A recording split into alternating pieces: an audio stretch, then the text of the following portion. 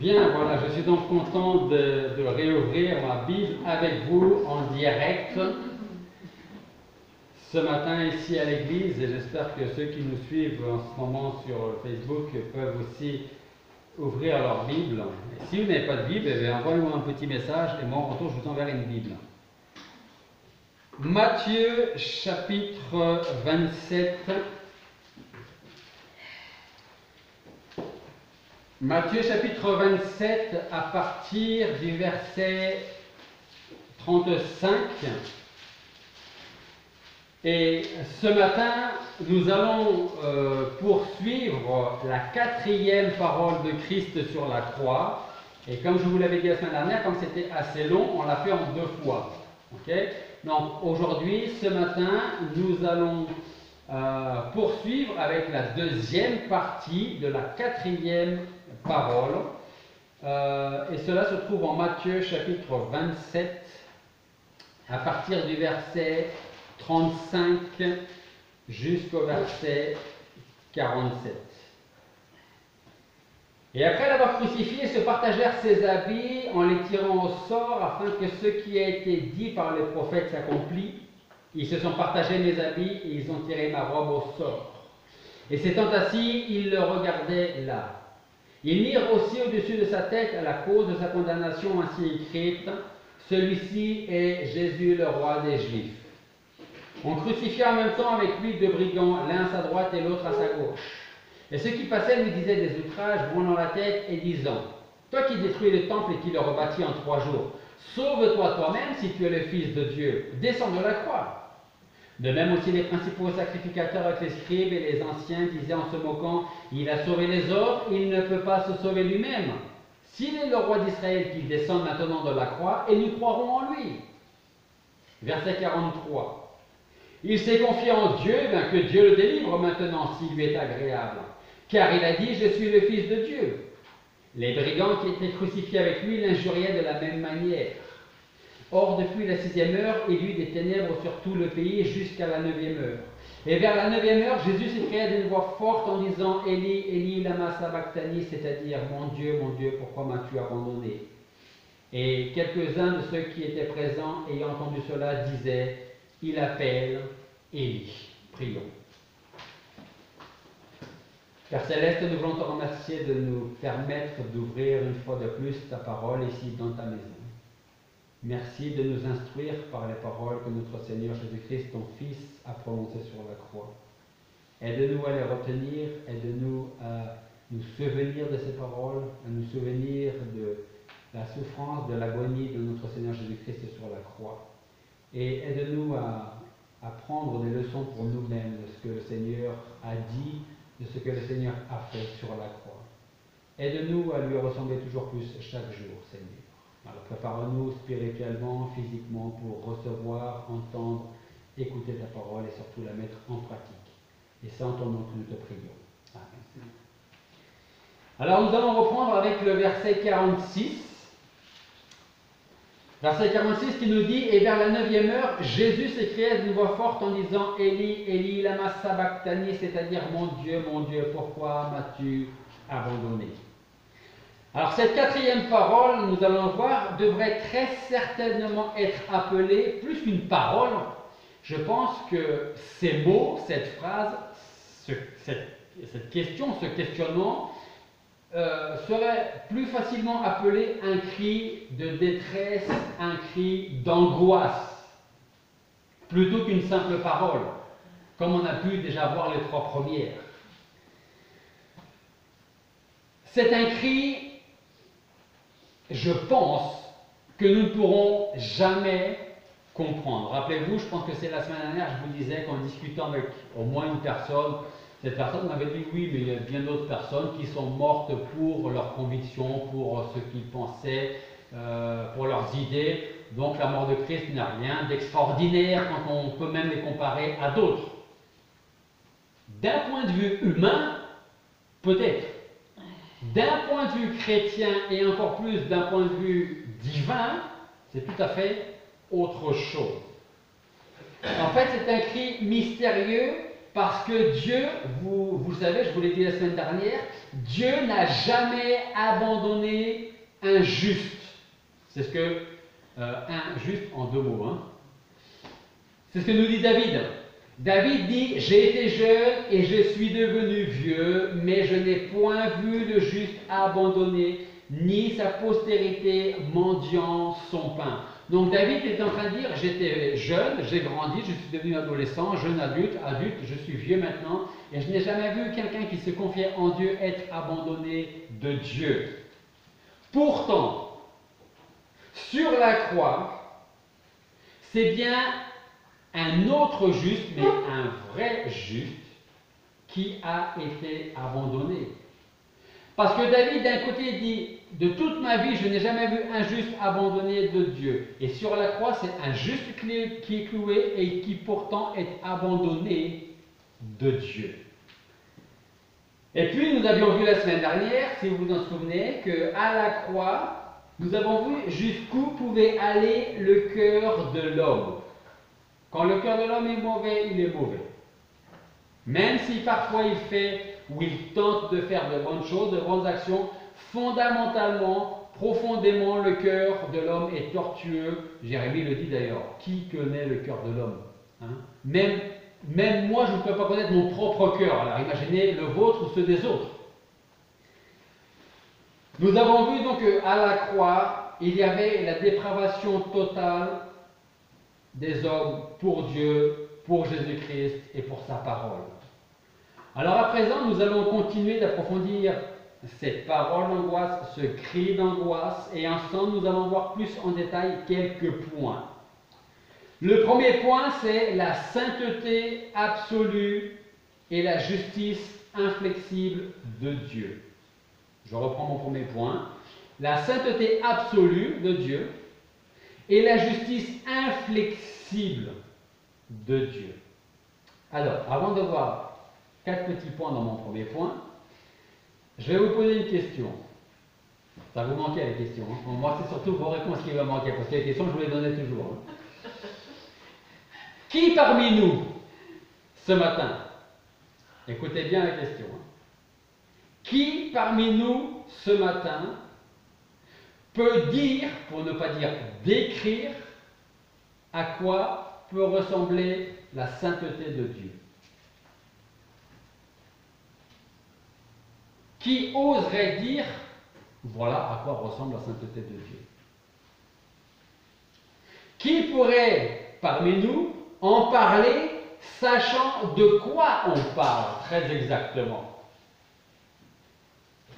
Gardez ça à l'esprit, ces deux questions, et je reviens sur mes 4 petits points. Ce que nous pouvons dire sur ce premier point, la sainteté absolue et la justice inflexible de Dieu, c'est qu'il faut regarder exactement ce qui se passe à Golgotha, au pied de la croix.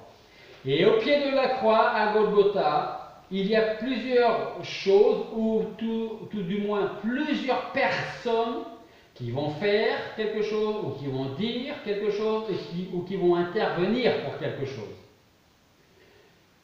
Le premier point, c'est qu'à la croix, l'homme pécheur, ceux qui sont là, présents au pied de la croix, accomplit une œuvre. L'homme accomplit une œuvre à la croix.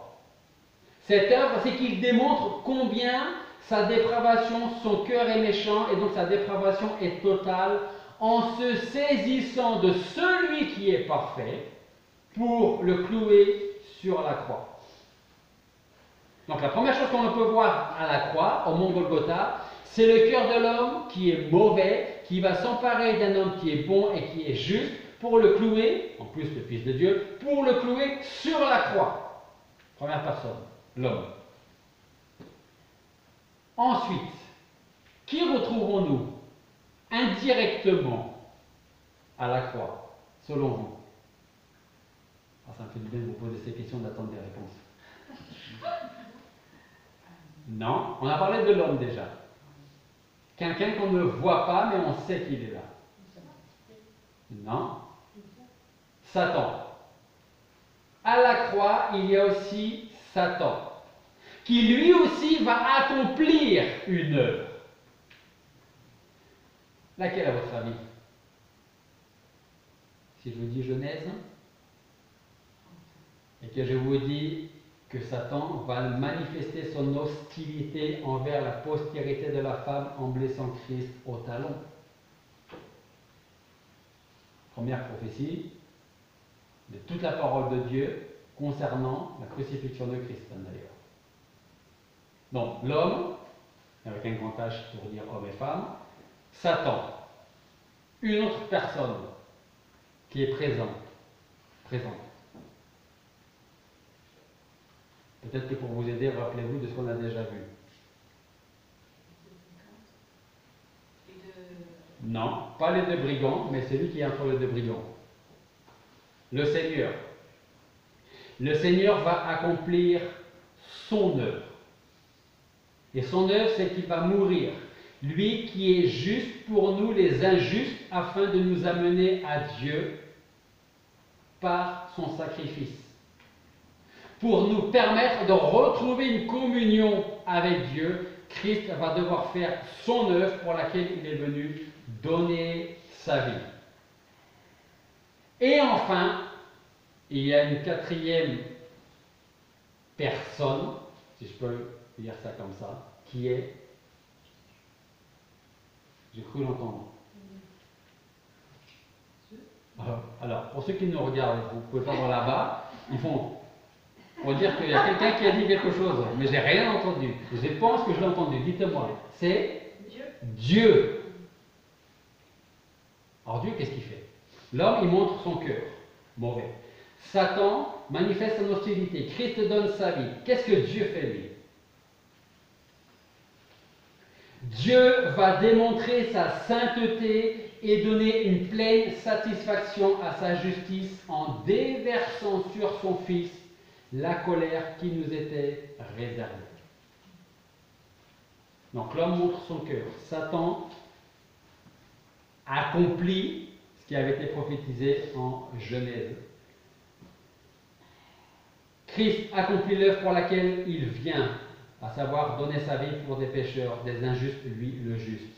Et enfin, à la croix, Dieu accomplit son œuvre, il va démontrer sa sainteté et accepter le sacrifice de Jésus-Christ tout en versant sur lui la colère que nous devions mériter une fois avoir quitté cette vie ici-bas.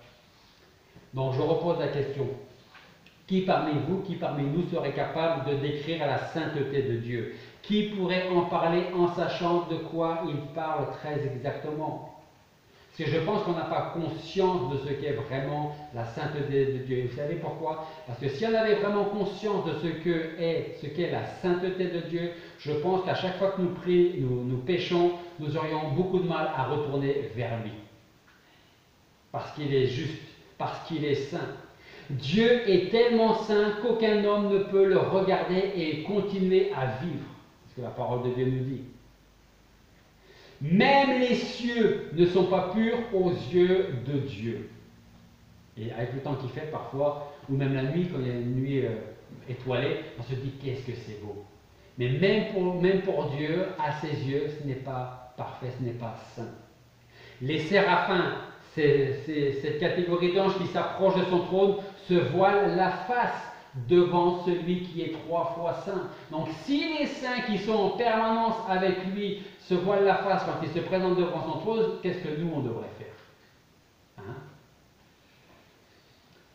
Abraham, lui-même qui ne vit pas Dieu, mais avec qui il a parlé.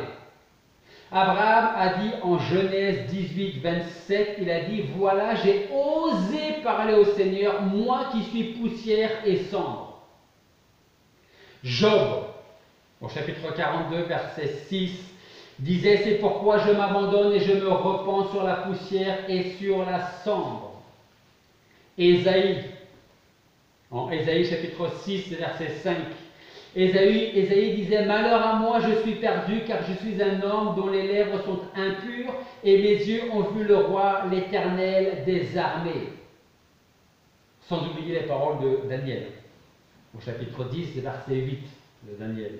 « Et moi étant laissé tout seul, je vis cette grande vision, et il ne demeura point de force en moi Aussi mon visage fut changé jusqu'à être tout défait, et je ne conservais aucune vigueur. En fait, Dieu est tellement saint que sa parole nous déclare à travers le prophète Habakkuk, chapitre 1, verset 13, nous dit: tu as les yeux trop purs pour voir le mal et tu ne peux pas regarder l'iniquité. Retenez bien cette phrase, ce verset. Tu as les yeux trop purs pour voir le mal, le péché, et tu ne peux pas regarder l'iniquité. Est-ce que vous comprenez pourquoi maintenant le Seigneur dit: mon Dieu, pourquoi m'as-tu abandonné? C'est Habakkuk qui répond, je dirais, à la question du Seigneur. C'est la raison pour laquelle Dieu a dû détourner ses regards de Jésus-Christ lorsque Jésus-Christ a pris sur lui mes péchés et les vôtres. Il a détourné sa face de Christ et il l'a abandonné pendant 3 heures. Et Christ dit: mon Dieu, pourquoi m'as-tu abandonné? Aucun de ceux qui étaient présents au pied de la croix ne pouvait répondre à la question du Seigneur. Marqué, il y en a certainement qui ont dû se dire: ben voilà, écoutez-le. Hein? Il est lui qui se disait être le Fils de Dieu, qu'il était tout le temps en communion avec Dieu. Il appelle son Père et bizarrement, il n'intervient pas pour lui. On peut facilement imaginer ce qu'il y avait dans leur tête et dans leur cœur à ce moment-là. Même les anges auraient eu du mal à répondre à ce cri d'angoisse du Seigneur. Seul Christ pouvait apporter une réponse à sa propre question, et cette réponse, je vous invite à la lire avec moi dans le psaume 22.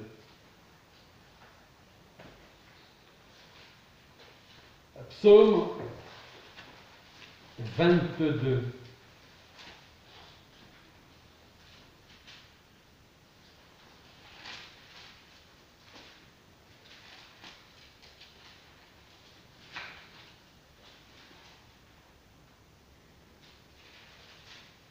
On va en tout cas lire une partie de ce passage. Nous lisons à partir du verset 2. Mon Dieu, pourquoi m'as-tu abandonné? T'éloignant de moi, t'éloignant de ma délivrance et des paroles de mon rugissement. Mon Dieu, je crie de jour, mais tu ne réponds pas, et de nuit, et je ne cesse point.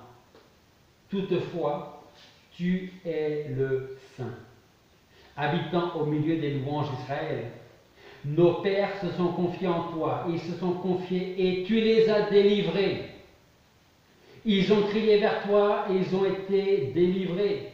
Ils se sont appuyés sur toi et ils n'ont point été confus. Mais moi, je suis un ver et non point un homme, l'opprobre des hommes et le méprisé du peuple. Tous ceux qui me voient se moquent de moi. Ils me font la moue, ils branlent la tête, ils s'abandonnent, disent-ils, à l'Éternel, qu'il le délivre et qu'il le retire, puisqu'il prend son bon plaisir en lui. Cependant, c'est toi qui m'as tiré hors du ventre de ma mère, qui m'as mis en sûreté lorsque j'étais aux mamelles de ma mère. J'étais mis à ta charge dès la matrice. Tu es mon Dieu fort dès le ventre de ma mère. Ne t'éloigne point de moi, car la détresse est près de moi, et il n'y a personne qui me secourt. Plusieurs taureaux m'ont environné, de puissants taureaux de Bassan m'ont entouré. Ils ont ouvert leur gueule contre moi, comme un lion déchirant et rugissant. Je me suis écoulé comme de l'eau, et tous mes os se sont déjoints. Mon cœur est comme de la cire s'étant fondu dans mes entrailles.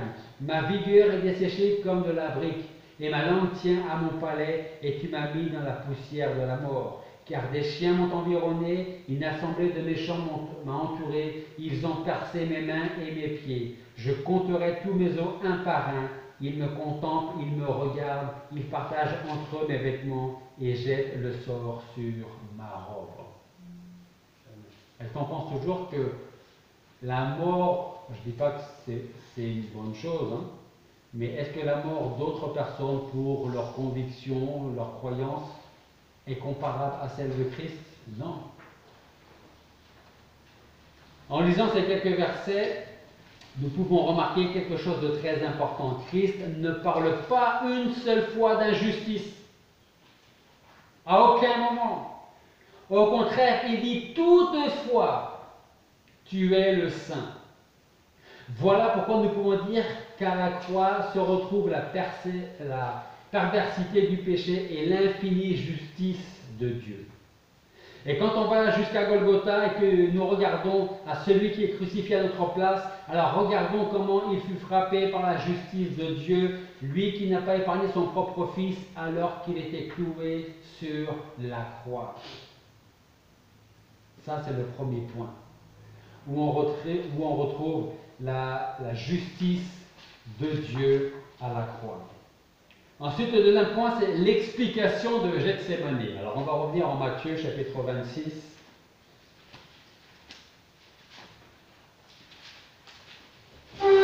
L'explication de Gethsémane. Matthieu, chapitre 26, à partir du verset 36.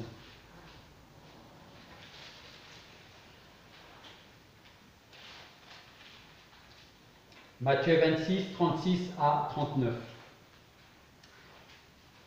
Alors Jésus s'en vint avec eux en un lieu appelé Gethsémane, et il dit à ses disciples, asseyez-vous ici jusqu'à ce que j'ai prié dans le lieu où je vais. Et il prit avec lui Pierre et les deux fils de Zébédée, et il commença à être attristé et fort angoissé. Alors il leur dit, mon âme est de toutes parts saisie de tristesse jusqu'à la mort. Demeurez ici et veillez avec moi.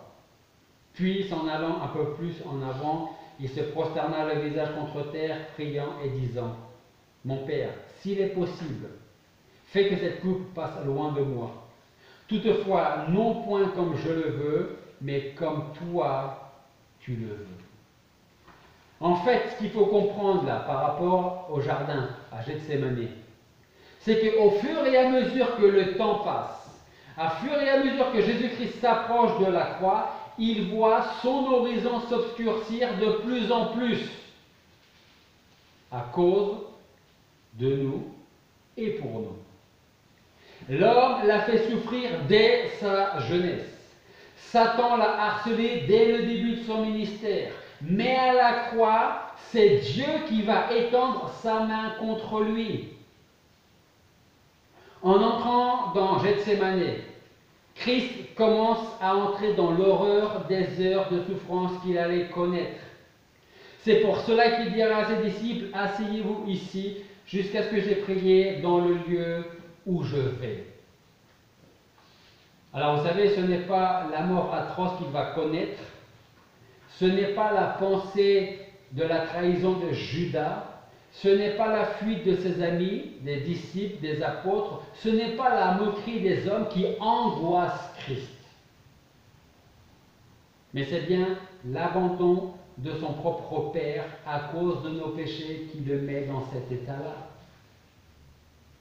Jésus voit les nuages qui s'accumulent, ces nuages de la colère de Dieu, et il pense à cette inexprimable horreur qui va durer 3 heures. 3 heures d'obscurité qui s'approchent, et Christ sait très bien ce que cela veut dire. Et nous osons dire, oui, mais la mort de Christ n'a rien de plus exceptionnel que la mort de quelqu'un pour ses croyances et ses convictions. Marc dira de Jésus, il commence à être saisi de frayeur et fort agité, alors que le Seigneur se trouve dans le jardin. Ses angoisses sont telles qu'elles le tordent dans tous les sens, ses facultés et ses forces. Et le cœur du Seigneur commence, comme on l'a lu dans le psaume 22, à fondre comme de la cire à l'idée de devoir boire cette coupe qui nous était réservée. Luc, lui, il ajoute, et lui, étant en agonie, priait plus instamment et sa sueur devint comme des grumeaux de sang découlant en terre. Jésus devait boire la coupe que Dieu lui donnait à boire, cette coupe qui contenait toute la colère d'un Dieu qui est, du verbe haïr, le péché. S'il est possible, disait le Seigneur, fais que cette coupe passe loin de moi. Mais il dit, je ne peux pas faire ce que j'ai envie, mais je veux faire ce que toi, tu me demandes de faire et ce pourquoi tu m'as envoyé. Alors, en règle générale, comme on l'aura la semaine prochaine, la Sainte Seine, la coupe, quand nous la prenons ensemble, est un symbole, est un signe de communion. Mais vous serez d'accord avec moi pour dire qu'il ne peut pas y avoir de communion dans la colère. En principe, quand vous êtes en colère avec quelqu'un, il n'y a pas trop de communion, hein, n'est-ce pas? Il y a peut-être plus de l'ex-communion que de la communion.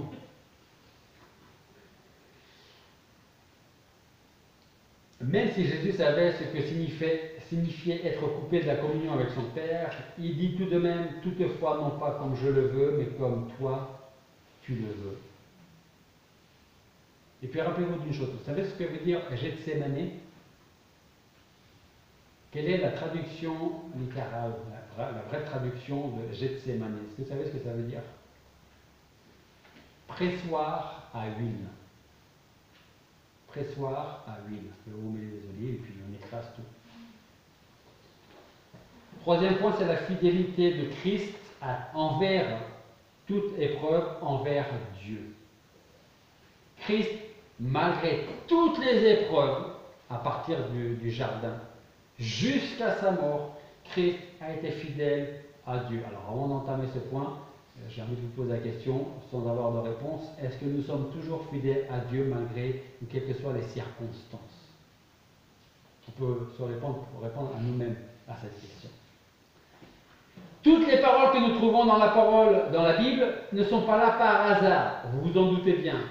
Prenez l'exemple de celle des Juifs ou des soldats alors que Christ est crucifié. Qu'est-ce que les Juifs, les soldats, qu'est-ce que les soldats romains ont dit? Je vous en donne quelques exemples, 3 exemples. C'est au pied de la croix. Certains disent, toi qui détruis les temples et qui le rebâtis en 3 jours, sauve-toi toi-même si tu es le Fils de Dieu, descends de la croix. Il y a aussi par exemple ces mots, il a sauvé les autres, il ne peut pas se sauver lui-même. S'il est le roi d'Israël qui descend maintenant de la croix, et nous croirons en lui. Comme si tout ce qu'il avait dit, tout ce qu'il avait fait avant ne suffisait pas pour croire en lui. Troisième point, troisième exemple, il se confie en Dieu ou il s'est confié en Dieu. Eh bien, si Dieu l'aime, comme il le dit lui-même, que Dieu le délivre maintenant, car il a dit, je suis le Fils de Dieu.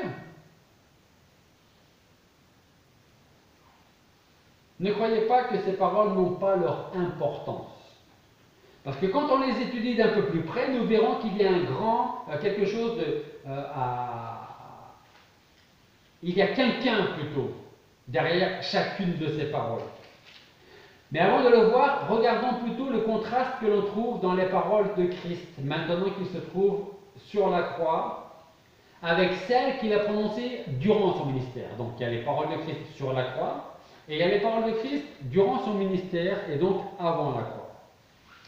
Avant la croix, nous pouvons lire en Jean 11, 42, le Seigneur disait, « Or, je savais bien que tu m'exauces toujours. » C'est le Seigneur qui parle là. « Je sais que tu m'exauces toujours. » Jean 11, 43. Maintenant, il dit, « Mon Dieu, je crie 2 jours, mais tu ne me réponds pas. » Psaume 22, 3.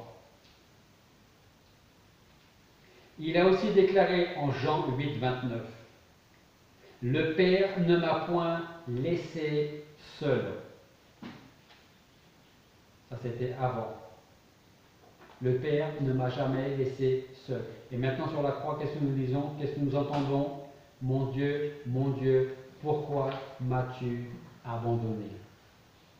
Ses ennemis cherchaient très précisément à mettre en doute sa foi en Dieu. Et Satan va les pousser un peu plus dans leur folie jusqu'à leur faire dire, il s'est confié en Dieu, mais si Dieu l'aime, qu'il le délivre maintenant, car il a dit, je suis le Fils de Dieu.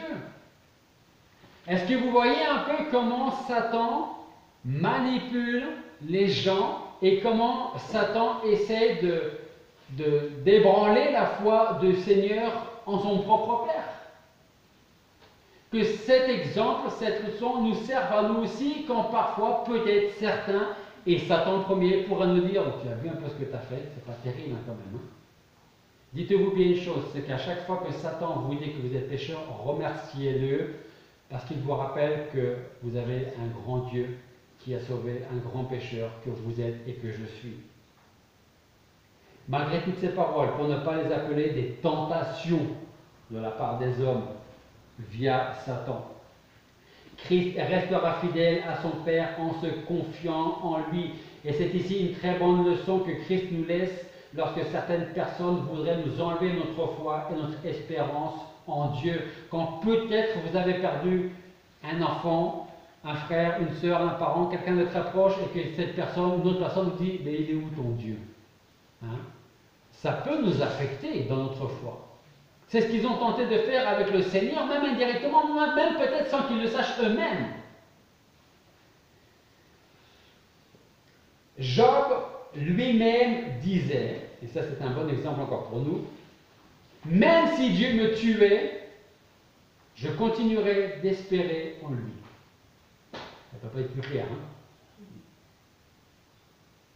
C'est d'une vraie foi que nous avons besoin, une foi qui nous accompagne jusqu'à la mort. Et j'en peux peut-être dire merci Seigneur pour le virus, pour le confinement, parce que tu as changé ma foi, tu as augmenté ma foi, tu as fortifié ma foi. Prenons l'exemple du Seigneur. Depuis sa naissance et jusqu'à la fin de son ministère, il s'est confié à la garde de Dieu. Pas étonnant donc de le voir s'y confier même à l'heure de sa mort. C'est-à-dire que si vous êtes atteint, vous savez, d'une maladie grave, ou vous savez que malheureusement, le terme c'est la mort, continuez de vous confier en lui. Parce que vous êtes dans sa main. Et si vous enlève de ce monde, c'est pour être mieux que dans ce monde. Si toutefois vous êtes en Christ.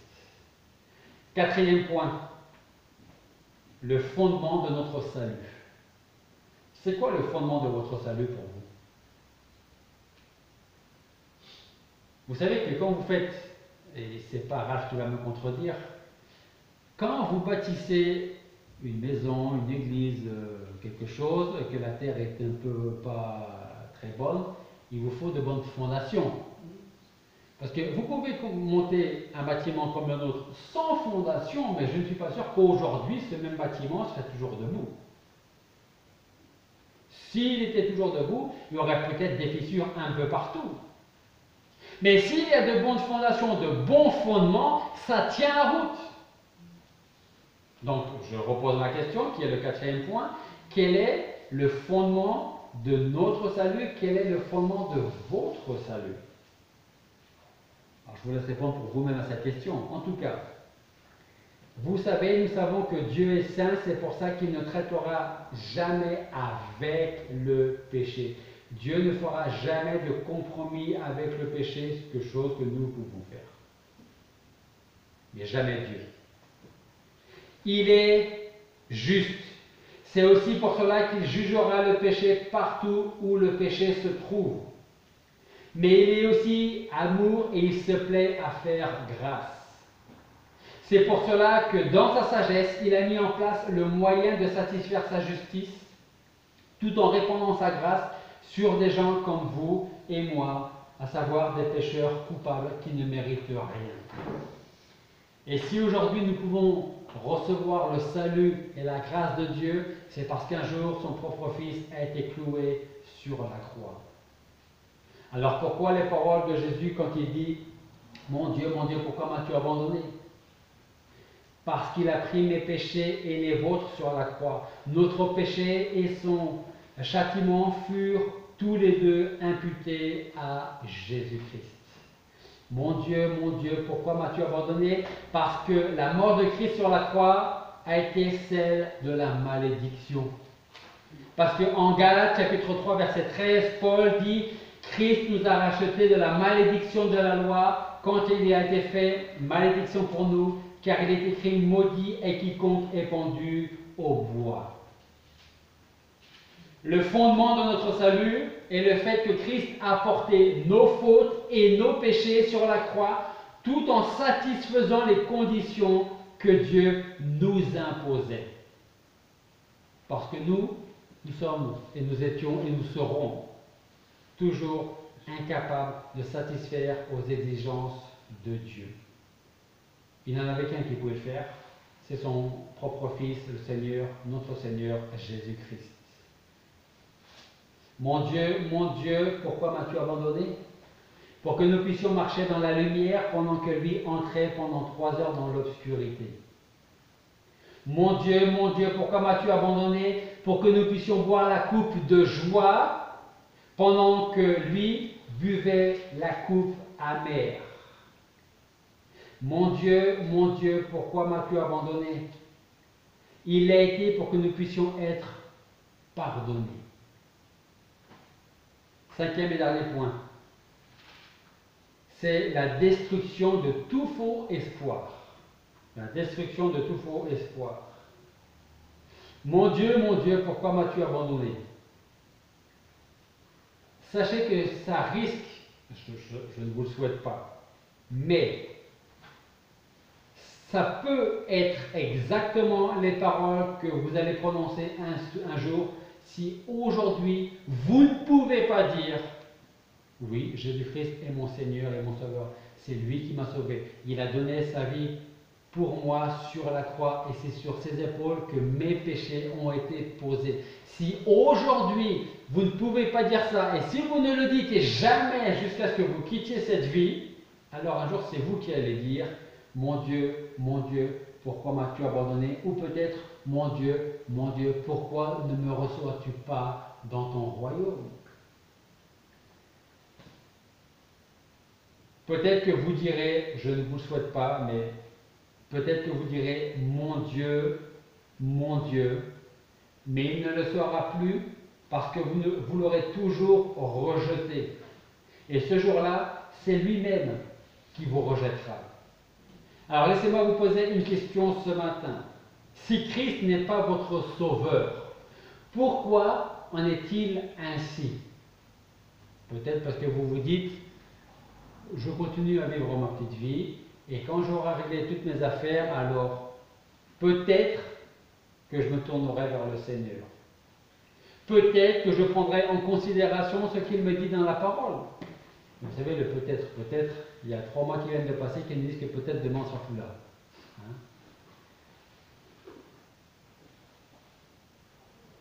Êtes-vous de ceux qui pensent que Dieu aime tout le monde?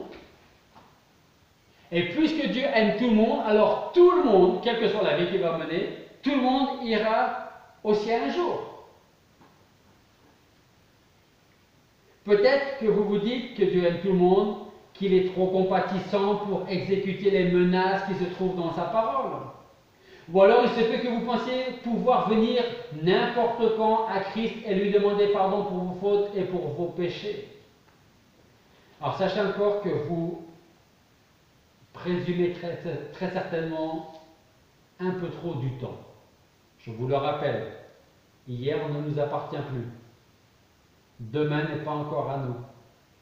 C'est aujourd'hui, et j'ai envie de dire, c'est les minutes, les heures qui viennent qui sont à nous. Mais peut-être qu'on ne va pas non plus finir la journée. Je ne suis pas pessimiste, vous me connaissez, hein. Je suis réaliste. Vous devez savoir en tout cas que le jour de grâce prendra un jour fin et que la porte du ciel sera définitivement fermée par la main même de Dieu. Tout comme ça s'est passé au jour de Noé. Où Noé, pendant 120 ans, a dit, je vous en supplie, rentrez dans l'arche. Vous ne voulez pas m'aider, ce n'est pas un problème. Mais quand elle sera finie, rentrez dans l'arche pour rester vivant. Vous savez, ça parle toujours. Parle toujours. Il n'a jamais plu. Hein? Donc, alors, même le mot pluie n'existait même pas. Et quand il a commencé à pleuvoir, Dieu lui-même a fermé l'arche et très certainement des gens ont commencé à courir vers l'arche pour essayer de rentrer d'une manière ou d'une autre dans l'arche. Mais c'était tellement haut qu'ils ne pouvaient pas y accéder. La porte était fermée par Dieu, pas par Noé, pas par un de ses enfants, un membre de la famille, par Dieu lui-même. Vous n'avez pas voulu rentrer, c'est trop tard. Si Dieu n'a pas épargné son propre Fils alors qu'il a été cloué sur la croix, est-ce que vous croyez vraiment, si vous pensez que tous iront au paradis. Si Dieu n'a pas épargné son propre Fils cloué sur la croix, est-ce que vous pensez vraiment qu'il en sera autrement pour vous? Si le Seigneur n'a pas été épargné par son propre Père, le Père ne vous épargnera pas si vous rejetez le Seigneur aujourd'hui et pour toujours. Mon Dieu, pourquoi m'as-tu abandonné? C'était un cri de désolation et j'espère que vous n'aurez jamais à le prononcer, à le pousser ce cri. C'était un cri de séparation et j'espère que jamais vous n'aurez à connaître la séparation éternelle avec Dieu. Et enfin, c'était un cri d'expiation. Et ici, par contre, j'espère que vous pourrez vous approcher de ce cri pour vous approprier ses vertus salvatrices. Paul disait en Éphésiens chapitre 2, versets 4 à 7, « Mais Dieu qui est riche en miséricorde, à cause de son grand amour dont il nous a aimés, alors même que nous étions morts dans nos fautes, il nous a vivifiés ensemble avec le Christ. Vous êtes sauvés par la grâce parce que vous et moi, Paul et moi, Albert, ne méritons rien. » Paul continue et dit, « Il nous a ressuscités ensemble et nous a fait asseoir ensemble dans les lieux célestes dans le Christ Jésus, afin qu'il montrât dans le siècle à venir les immenses richesses de sa grâce dans sa bonté envers nous dans le Christ Jésus. » Mon Dieu, pourquoi m'as-tu abandonné? Pour que nous, aujourd'hui, ne soyons jamais abandonnés. Et pour que tous ceux qui se tournent vers Christ, aujourd'hui, ou en tout cas le plus tôt possible, ne soient plus jamais abandonnés. Et pour pouvoir vivre, commencer à vivre une nouvelle vie, accepter de Dieu, pardonner de Dieu. Et vous savez, quand quelqu'un vous fait du mal, même si la personne ne vient pas vous demander pardon, ça fait quand même beaucoup de bien de pardonner la personne. Ça ne veut pas dire qu'on va oublier facilement, mais on va se sentir mieux de savoir qu'on a pardonné. Et encore plus, on se sent encore mieux quand on sait que l'autre personne nous a pardonné. Il n'y a plus cette charge, cette conscience qui pèse sur nous. Et c'est exactement la même chose avec Dieu quand il nous pardonne, quand on vient à lui par Jésus-Christ. Jésus a dit, je suis le chemin, la vérité et la vie. Vous voulez aller vers Dieu, pas de souci, mais vous êtes obligé de passer par moi. Prions. Père Céleste, nous voulons te remercier parce que ce matin encore, tu nous montres à travers le sacrifice de notre Seigneur Jésus-Christ et des paroles qu'il a prononcées. Et j'ai envie de dire ce cri d'angoisse, de séparation. Nous connaissons, nous savons maintenant pourquoi tu l'as abandonné durant ces heures. C'est parce qu'il a pris sur ses épaules, sur lui, nos péchés. Et tu ne peux pas voir le péché. Et de ce fait, tu ne peux pas voir ton propre Fils qui a été abandonné de tous sur la croix. Mais merci parce qu'aujourd'hui, il est assis à ta droite, il intercède pour nous et pour tous ceux qui se tournent vers toi en passant par lui. Seigneur, merci pour le pardon de nos péchés. Merci pour ton salut, pour ta grâce que nous ne méritions pas, que nous ne méritons toujours pas. Seigneur, parle dans les cœurs ce matin, dans nos cœurs, dans les cœurs de ceux qui ont suivi cette prédication, de ceux qui peut-être vont l'écouter plus tard et change leur vie, change leur cœur, afin qu'ils se tournent vers toi. Et c'est en Jésus-Christ que nous te prions. Amen. On va se lever pour chanter un dernier cantique. Entends-tu, Jésus t'appelle, c'est le numéro 156, si vous voulez suivre avec les livres.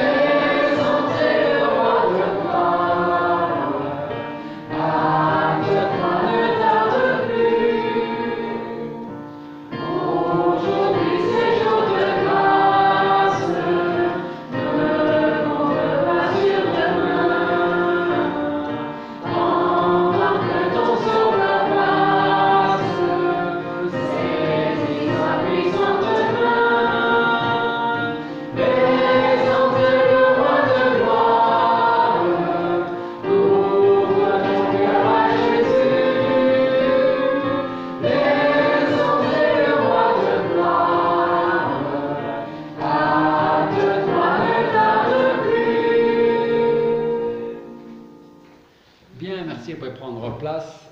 Voilà, et juste pour vous remercier d'être présents. J'espère que la semaine prochaine, il y aura encore un petit peu plus de personnes.